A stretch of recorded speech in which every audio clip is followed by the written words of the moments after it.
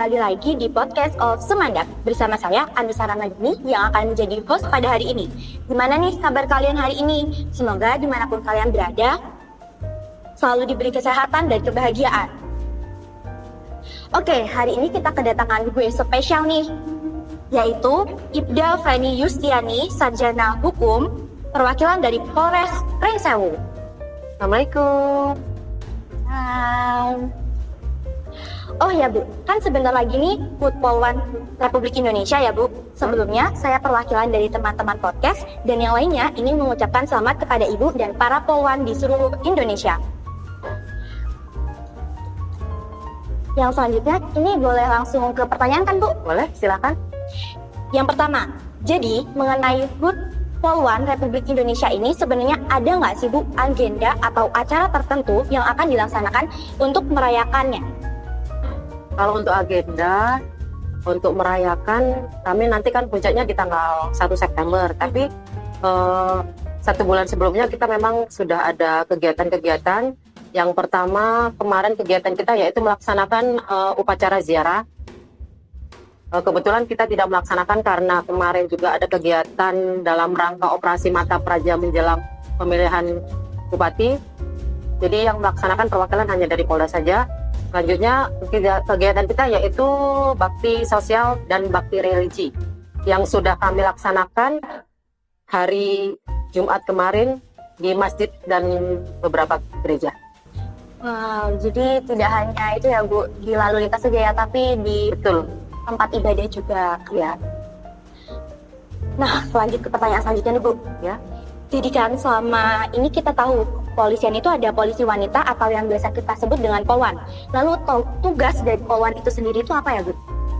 Tugas dari Polwan itu sendiri mencakup beberapa di opsional dan di pembinaan dan administrasi. Ada 3. Kalau di operasional, contohnya seperti saya sendiri di Sat Sabara, di Satuan Lalu Lintas, dan Satuan Reskrim dan Intelijen.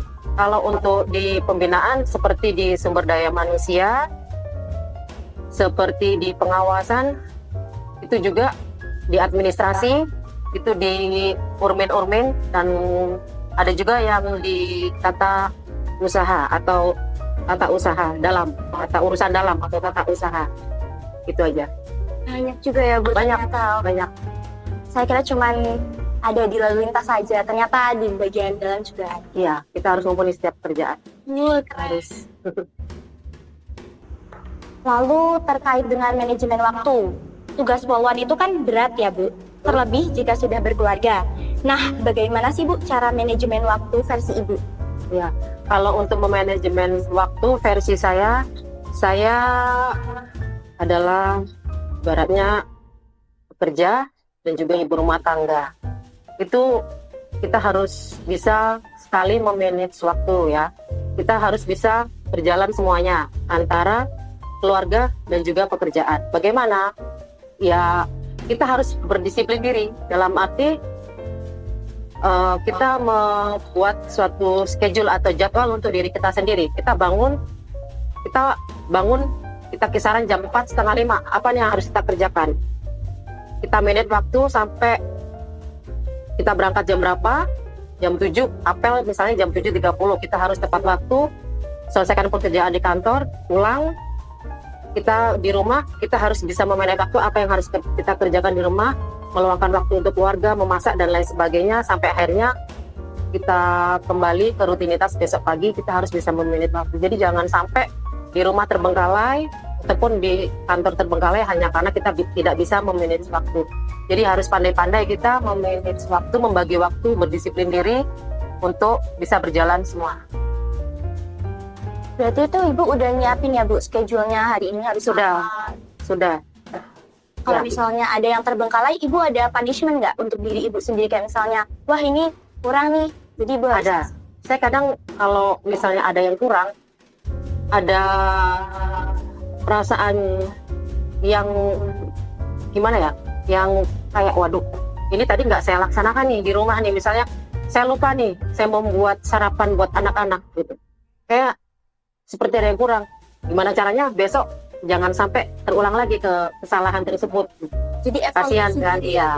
Sama yang utama komunikasi antar di suami dan anak itu harus kita jalankan juga. Jangan hanya dengan fokus bekerja, tapi kita terbengkalai dengan yang di rumah. Kuncinya. Hapus dulu guys, buat ibunya keren banget. Lalu pertanyaan yang selanjutnya mungkin untuk siswi nih Bu. Ya. Kan banyak siswi di SMA Negeri 2 ini yang bercita-cita untuk menjadi polwan. Betul. Nah, apa saja sih Bu syarat dan kriteria untuk menjadi polwan? Syarat dan kriteria kalau untuk garis besarnya saja, yang pertama beriman kepada Tuhan Yang Maha Esa, apapun itu ya, kita 5 agama. Kedua, sehat jasmani dan rohani. Yang selanjutnya tinggi badan sesuai kriteria. Dan yang paling penting lagi, kita harus belajar nih. Kita harus mengetahui syarat-syarat apa. Kita harus belajar jasmaninya seperti apa dan akademiknya seperti apa. Itu yang harus kita kejar. Jadi jangan kita berminat besar tapi kita malas-malasan.